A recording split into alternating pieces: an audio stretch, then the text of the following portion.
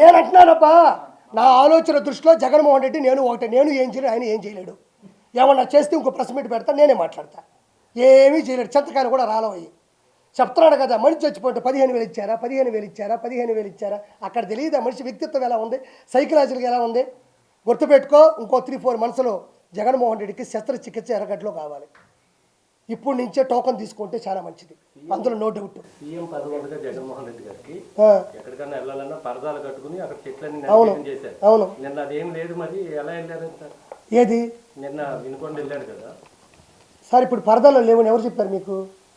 పరదాల్లో లేకపోతే 10 మంది press meet పెట్టి మాట్లాడుతున్నప్పుడు మధ్యలో మాట్లాడితే తటకన కోపం ఎందుకు వస్తుంది? నీకు అది పరదాలు కాదా? 10 మంది ఉన్నారా ఇక్కడ? ఇదిగో ఇవన్నీ ఉన్నాయి, ఇదిగో ఇక్కడ మహా ఉంది, బిగ్ టీ ఉంది, TV5 ఉంది, ABN ఉంది. మీరు నాతో మాట్లాడుతూ ఉన్నారు, నేను గబగబ మీకు చెప్పేసి మీరు నన్ను ప్రశ్నించే లోపల నేను వెళ్ళిపోతే అది పరదాలు కాదా? పరదాల మాట బతకడం కాదా? అక్కడ పోయినాడు, ఏం మాట్లాడాలా? కాసేపు ఏడవాలి కదా, యాక్టింగ్ అన్నా చేయాలి కదా. పోయిన దానికని యాడ్ చేసినాడా?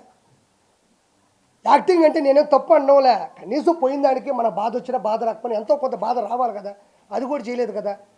రాష్ట్రపతి పరిపాలన రాదు వాడు చెప్తా ఉన్నాడు. ఫైనల్గా ఆయన దూరం ఇంతసేపు ఉన్నంత వరకు నేను గర్వంగా ఫీల్ అవుతున్నా. ఫైనల్గా ఏంటంటే అతను 2010 నుంచి 2024 వరకు 151 మంది ఎమ్మెల్యేలు, అంటే ఒకరు వెళ్ళిపోయారు, కోటరెడ్డి సీతారెడ్డి గారు, ఆయన నచ్చక తీసేయండి. 150 చిల్లర ఎంతమంది అయితే ఉన్నారో వాళ్ళు ప్రతి ఒక్కరూ అవినీతి చేశారు, కొన్ని వేల కోట్ల రూపాయలు. వాళ్ళు ఏమనుకున్నారంటే రాబోయేది మనమే, రాబోయే 30 సంవత్సరాలు మనమే అని ఏ తప్పును కూడా కప్పి పెట్టే ప్రయత్నం చేయలేదు, కప్పి పెట్టలేదు, అలా వదిలేశారు. To be continued. ఇప్పుడు నేను చెప్తున్నా, ఈ 5 సంవత్సరాల్లో 150 మంది ఎమ్మెల్యేలు జైలుకి వెళ్ళబోతున్నారు బై లా. నాకు తెలుసు, నెల్లూరులో నేను చూశాను, యంగడగిరిలో చూసా, సూర్యాపేట చూసా, కోవూరు చూసా, కావలి చూసా, ఆత్మకూరు చూసా. 150 మంది వెళ్ళబోతూ ఉన్నారు. మీరు అడిగిన దానికి ఒకటే, ప్రతి ఒక్కరూ అవినీతి చేశారు వాళ్ళు. నాకా నేను ఎప్పుడు ఏది అనుకోలేదు, నేను జీవితంలో ఏది అనుకోను, అటు పోతూ ఉంటా. మొన్న చెప్పి వెంకటేశ్వర స్వామిని అంతసారి ఇంకోసారి చెప్పండి. నేను పవన్ కళ్యాణ్ గారికి ప్రెస్ ఉందని చెప్పి ఇంటెలిజెన్స్ టీలో మీరు ఇన్ని ఆరోపణలు చేస్తారా, మీకేమైనా ప్రెస్ వచ్చే అవకాశం ఉంది? నాకా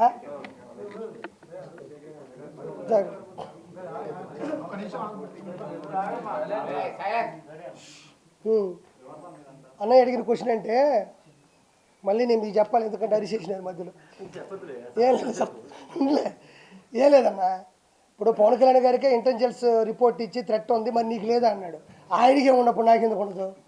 ఏమి స్వామి, అంతమంది బాడీ గార్డులు ఆ విధంగా క్యాడర్ పెట్టుకొని ఆయనకే ఉన్నప్పుడు నాకెందుకు ఉండదు? నన్ను మెడయించి చంపుదాం అనుకుంటారు.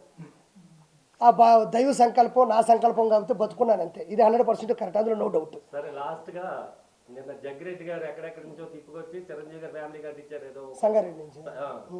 ఏంటి ఎక్కడ ప్రపంచంలో ఏది జరిగినా చిరంజీవి గారి ఫ్యామిలీకి ఎందుకు తగ్గిస్తారు? ఏముందలేండి, ఇప్పుడు ఒక మనిషి మీద ఇగో ఉండొచ్చు.